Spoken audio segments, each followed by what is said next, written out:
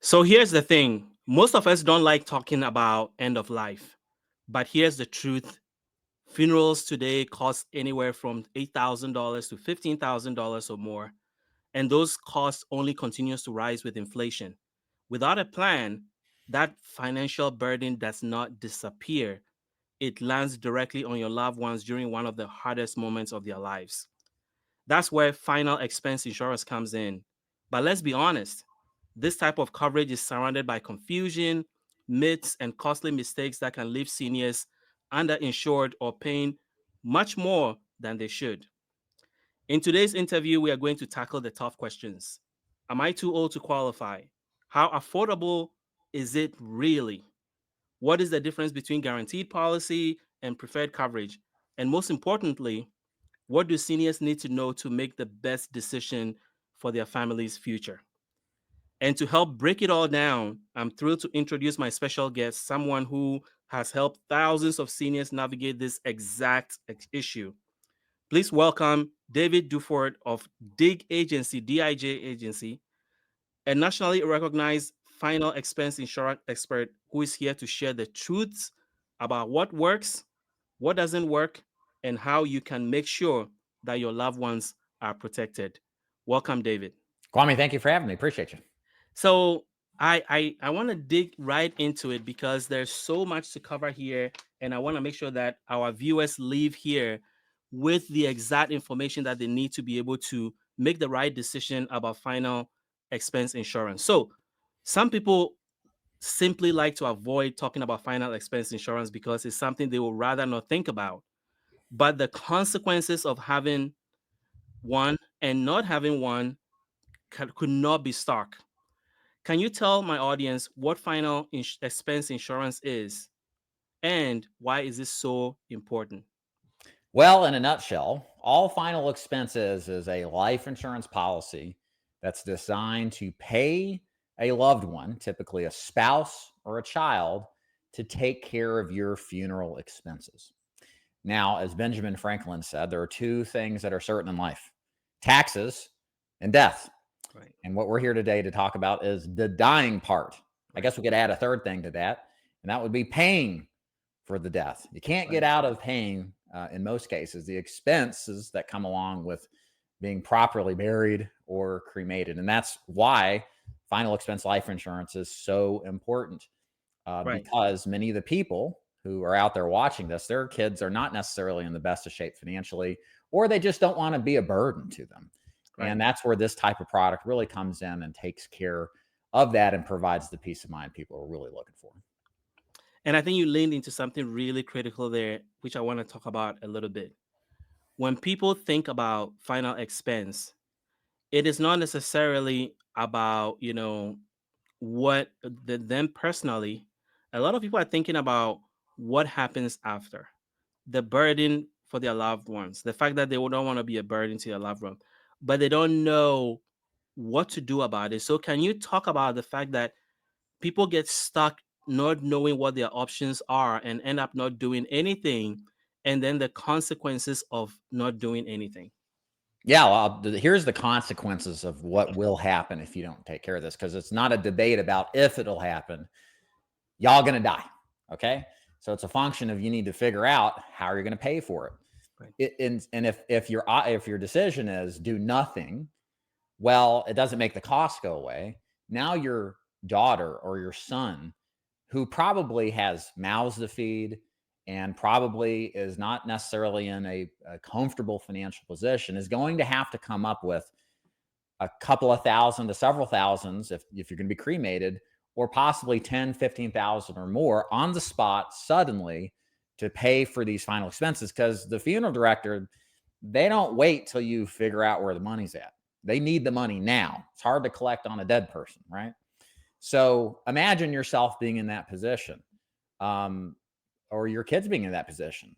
Should you make them pay for this? Could they pay for this? And many of the times they can't. right, And the last thing you want to do is put them in that position where they feel like they can't honor your life right, appropriately because they just frankly don't have the money. I've seen it way too many times from people who have been through that before they finally said, you know what, I need to prepare so I don't do what my family did to me when my passing comes. Absolutely. And I want to hone in on the honoring your life part, because I think that what, and what I want to dig into is that we are all going to die. That's a fact that we know. And in that moment when it happens, our family members are going through grief. They are going through an unimaginable loss. And now all of a sudden, a lot of them are not aware that funerals cost this much or how much expensive this has, they're about to go through. And so all of a sudden you add this layer of financial burden, and then now they are making decisions about things that may not necessarily have been how you want to be honored at that point. So, can you talk about some of these things then, given your experience that you've seen, like crystallize it for people, where what are some of the decisions that are faced by family members, and as a consequence, what they have to do that don't necessarily honor you, the person, in a way that you wanted to be honored, during this moment? I can think of several. So the biggest decision is, do we cremate mom or do we bury mom? If Mhm. that conversation's never been discussed, you're putting a huge spiritual and moral burden for many families that they have to make that decision. Some people don't care either way. Some people it's a religious issue. Right, So if you're in that boat where you want to go one way or the other, you best have a conversation with them so they right, know exactly what to do, because it's unfair to right, your daughter or son to have to be responsible to figure that stuff out. right, Then you have, of course, all the little things that come along with any sort of funeral. You have what kind of casket, what type of music to play, or the clothing to wear, um, which funeral home. These are things that, again, suddenly placed on a surviving kid. They are not thinking about this in many cases when you die, and it is stressful, it's burden, and it divorces. This is very important to understand. It divorces the ability for your loved ones to grieve. right, Think about it. They're concerned about figuring out how to pay for this thing. They're not necessarily thinking in that moment that this is the last time they're going to see you here on earth, right, and to properly honor you. right, And that's why it's so important. Again, planning through this is vital, right. and paying for it, because you remove that right, I think that your kids should have to properly grieve for. You may not care, throw me in the ditch, I don't Right, care. A right, lot of people right, say that stuff, but right, your kids right. do care. Yes, they do. You should at least be thinking about them and what's important to them. Right, absolutely.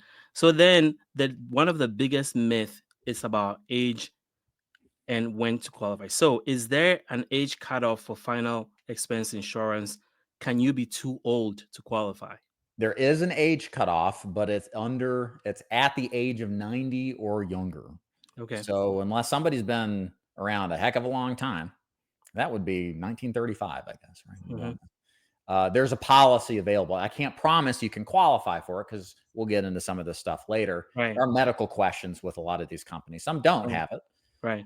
but it's hard not to be too old in most Right. circumstances to have some kind of opportunity to Right. qualify for coverage. Right. Most people that watch our channel are between age 50 to age, 80, 85. So you're saying that in that age range, they are more than likely that there's a policy out there for them. Yeah, at least for us, easy all day long. That's Okay. all we talk to. Some are Okay. low end is 50. Most people are in their 60s and 70s, even 80s. Right. We talk to every single day. Right. And I wanted to confirm that. So, guys, all of you who are watching this, it's clear that you fall in that range to qualify for this. So we've cleared that up. Now, I want to talk about the next question that, people think about a lot. How much in policy can you get with final expense? Given the cost of funerals, I gave a range earlier in my introduction, 8 to 15,000, but I've heard funerals go to 25, 30,000, depending on where you are, the location, and what you want done. So, how much policy can you get, and what is the average? So this is a great question, because a lot of people initially are scared. They're like, "Well, I'm this old. I got all these conditions and a half dozen prescription medications. I can't qualify for nothing. If I do, it's going to be super expensive." Well, the reality is that the beauty of these plans is you can custom tailor the amount of coverage to lower or increase the price to whatever your budget is. One of the things, this is a side note, I tell and teach my agents in my company to do is the only policy worth getting is the one that you can easily afford.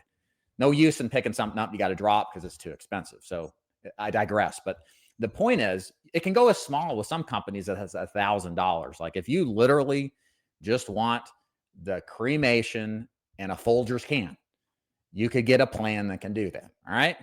Now, some of them aren't that cheap. They got to be a little bit more expensive, but we can custom tailor that up to that point. Right. Now, if you want the fixins, you want the oak casket, gold lined, a 3-day ordeal, it's going to cost you tens of thousands of dollars. There are plans that will go up to $25, even $50,000. And if you really need more than that, it's rare.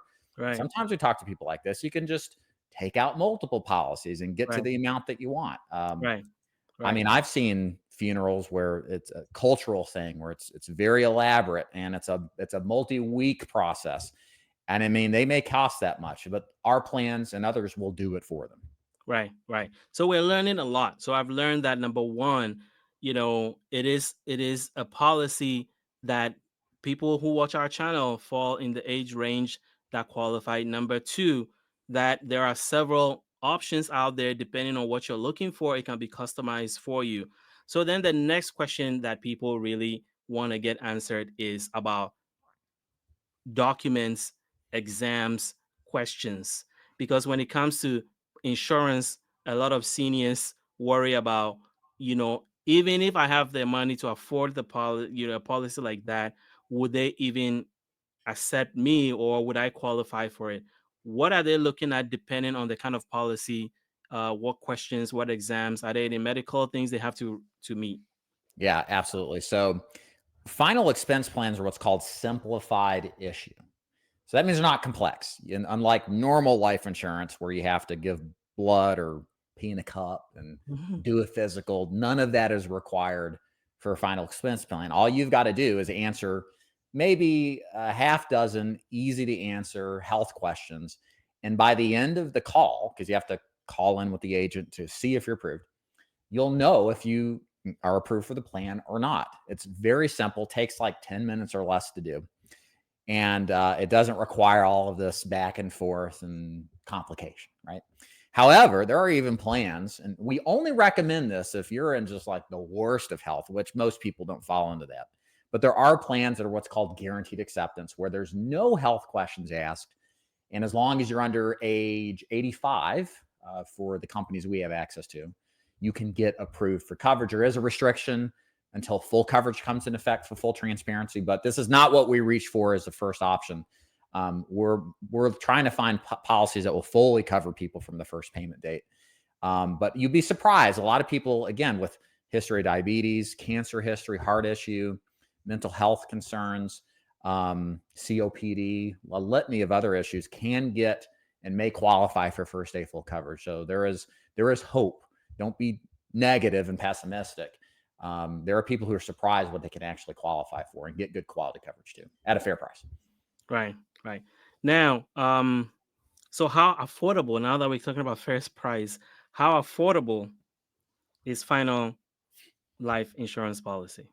Yeah, as whatever your budget. If you were my client, Kwame, I would say, look, you tell me what you can afford. I don't want you to pay a penny more than what you're comfortable with. Now, then what we do is, if that's the circumstance, we take that budget the client gives me. Let's say it's $50 a month. And then we go to these collection of companies and see which of these companies is going to give you the most coverage based off of your health for that fixed budget. Again, it's not like we're car salesmen. Most insurance agents aren't. Like, we got to try to con this person to the highest. No, we don't care. We want to help you at the budget you can afford. Right, And so that's the beauty of what a good life insurance agent will do is they'll just take your budget, no pressure, and then get you the most that you can. So, I mean, I've seen, for example, policies that are $10 a month. Okay. mhm, They're not huge amounts of coverage, to be totally transparent, but that's what the client could afford. And at least they got something. It's better than nothing. And right, I've seen clients pay $400 or $500 a month. That's very rare because many right, people aren't a fixed income and they can't even pay that. right, Usually it's, again, under $100 above 50. But at the end of the day, for us at least, you just tell us, we'll make it work to whatever your budget is. Right. So if I'm hearing this correctly, if you're trying to get the middle of the road, you're looking at above 50, below 100. But if your budget is lower, there's also something out there Oh for yeah. you, just Oh yeah. depending on what you're looking for. Absolutely. Okay. Absolutely. Now, one of the myths that I have heard around final expense life insurance policy is that people say that I already have life insurance as a senior. So do I even need another insurance policy if I have life insurance? Yeah, you may not. It really just comes down to what your goals are. Mhm, So a lot of people who have life insurance and then get a burial insurance plan is because that life insurance plan has a specific definable goal that cannot be replicated by the burial insurance. So for example, there are some people that have a policy that is specifically to leave money behind as an income replacement plan mhm, to mhm, their surviving spouse. mhm. They don't want the funeral home to have any knowledge of this plan because typically it's more than a funeral plan Right, because they feel like, what if the funeral home takes advantage of the fact there's this huge sum of money? right, So they pick up a burial insurance plan to just specifically be designed to pay for those final expenses. So that's an example of where it makes sense to own one or the other. Some people aren't concerned about that, and then maybe they shouldn't get a burial insurance plan, but right. there are circumstances where it does make sense to have both. Okay. And that leads me to the second follow up to that. So right now, over the last couple of years, we are familiar with inflation and how quickly, prices of things can go up. Yeah, Recently I'm hearing something that cost, $100 a few years ago. Now it's $200. right. And so if you are in age, 55, 60, 65, and let's say God blesses you with another 20 years of, that's a long time. So if you're buying final expense policy, obviously you also have to think about what prices are going to be in the future when you Right. want to cash into that policy. How should inflation factor into your decision about how much policy you should get? Yeah, great question. So it's kind of multifold here. You should be thinking on one hand, what is the cost of my burial going to be if I'm 60 at 80 or 90? People are Right, living longer. The likelihood you'll make it that far is pretty high if you made it to 60. So right. you should be thinking about what's the price is going to be in the future. And the truth is we don't know, Hmm. but they'll probably be higher. So if you can get buried, the local funeral home says 10 or 12,000 for just the basics, then maybe getting 15, 17 or 20,000 is a sensible idea at that age. Right, If you're 85 listening to this, I mean, I hope you got many years left, but let's face it, there's a huge price difference at that age between right, 20 and 10. It might make sense just to get the 10 given the circumstances. Now, right, here's the last thing I'll say about this. This is undercuts all of what I've said. What I don't want to have happen is my clients thinking, well, geez, I got to get the 20,000, but it's out of my budget. I'll make it work. If it's putting pressure on you financially, you're better off just getting what you can afford, even if it's not necessarily adjusted for inflation. Here's why. You can always come back in several years and pick up more when it actually is in your budget. There's right, no, this is your only shot, get all that you can. right, So if right. you're in that position, just pick up more later. We have a lot of clients that buy a second or even a third policy several years down the line. So that's fine. And Yeah. then in the worst case scenario, there now are funeral homes that are really like discounters Mhm. where they will have a very discounted price versus the other guys in town. So like if it was a big deal, you're probably, if you live in a medium sized city, there is the ability to shop around the different funeral homes, even if you have a policy that's less than what you would ideally want. Right, right. And I want to emphasize that point to everybody here is the biggest point here is that get it now and get what you can afford now. That is not going to put a lot of burden on. It is better than waiting, because something now is better than nothing, and something now gives you an opportunity to get something more later. Let me throw this in here. This is so important. The reason you should get, if you know in your heart of hearts, you need peace of mind, you need protection for your loved ones, get it while your health is still good.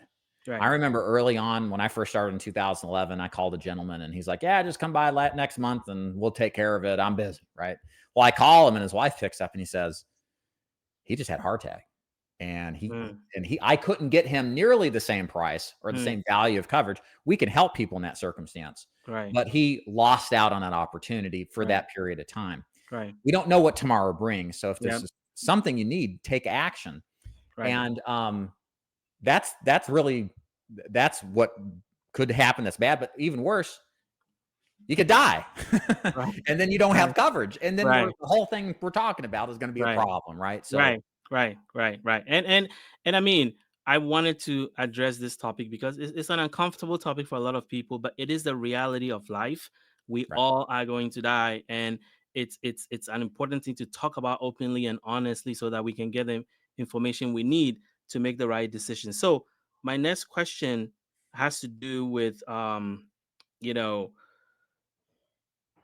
people have confusion around what is specifically covered, because I don't think we have an appreciation of all the things that are involved in a funeral.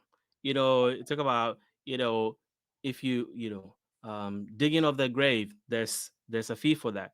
Opening of it, there's all these little fees that all add up to things. So people think about like burial insurance and they think of the final, but there's so many elements. Right. Can you give us a list of specific things or the most important things that are covered by a final expense policy?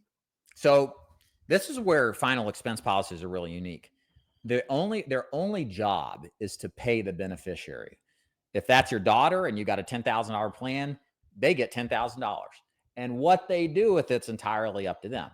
They could blow all the money and go on a trip to Hawaii and leave mom at the morgue. I mean, I guess that could happen. It doesn't happen usually, but it could.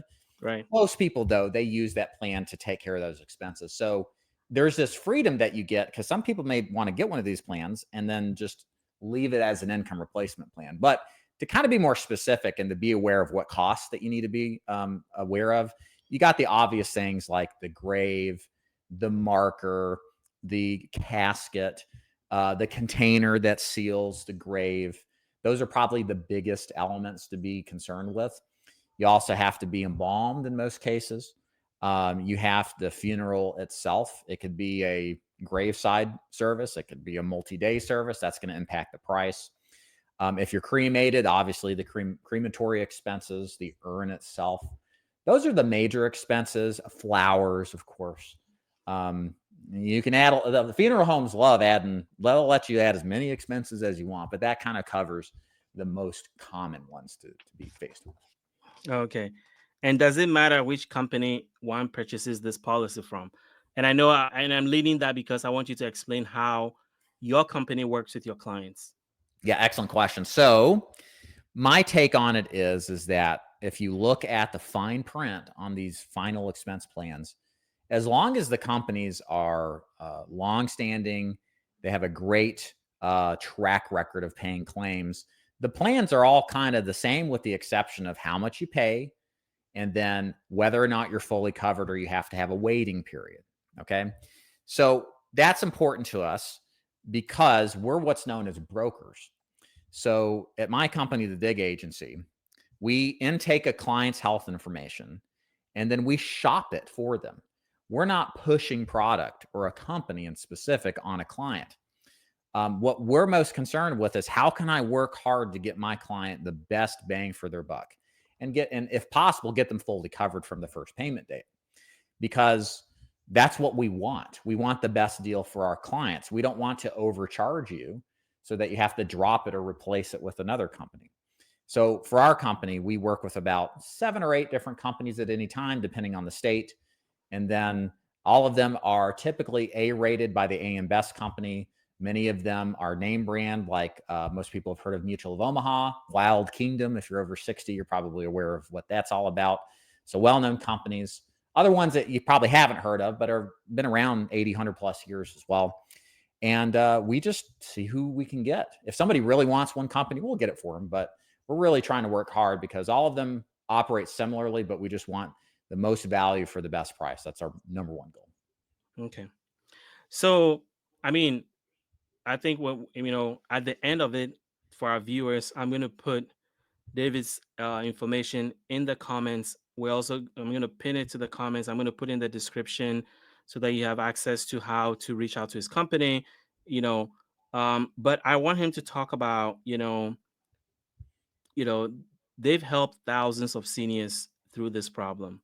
And I think, for our perspective as Benefits Insider, we like to work with people who we know are going to help our viewers and are going to be upfront with them.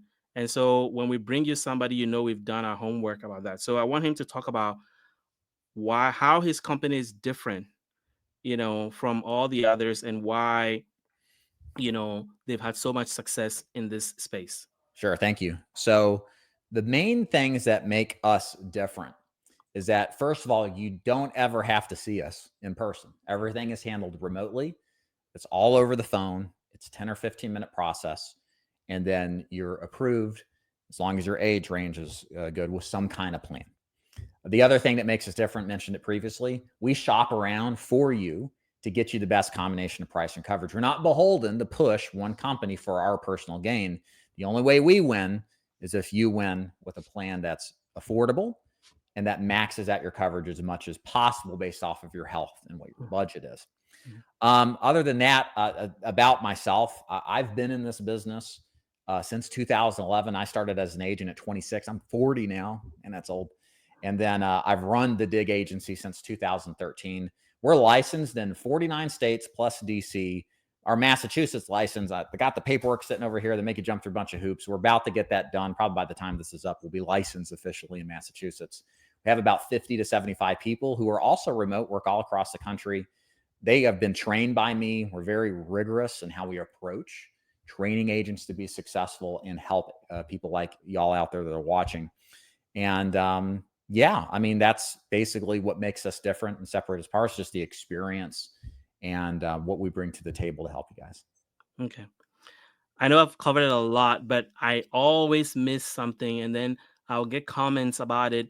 You being the expert, what are some of the things that I haven't asked that you absolutely want our viewers to know in terms of trying to get this important policy done so that they can leave their loved ones with that peace of mind during a critical time in their life? You've done a really excellent job, I think, covering everything. I'm trying to think of any major concerns. So we talked about how the plans work. They're simplified issue. There's no medical exams. We're customizable to the budget. We shop around for the age or the clients.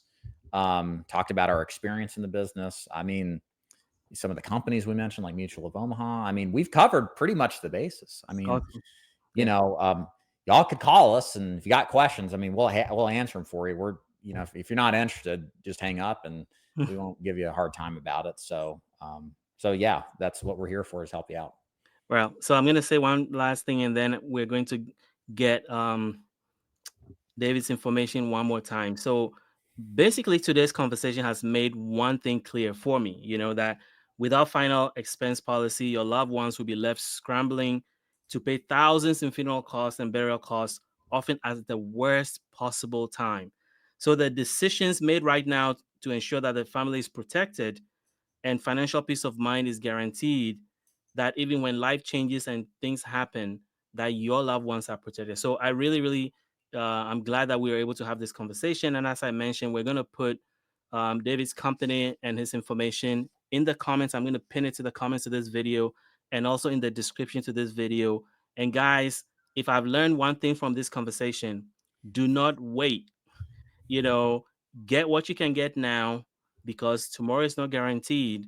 And leaving your family with that peace of mind during a critical time and a very tough time where they are grieving, and to add that financial expense is something that I know a lot of us don't want to do. So this is the time to ask. So, David, thank you so much for joining us. And I know we'll be bringing you back in the future to talk more, but I think this was a good place to start. And I appreciate you being here today.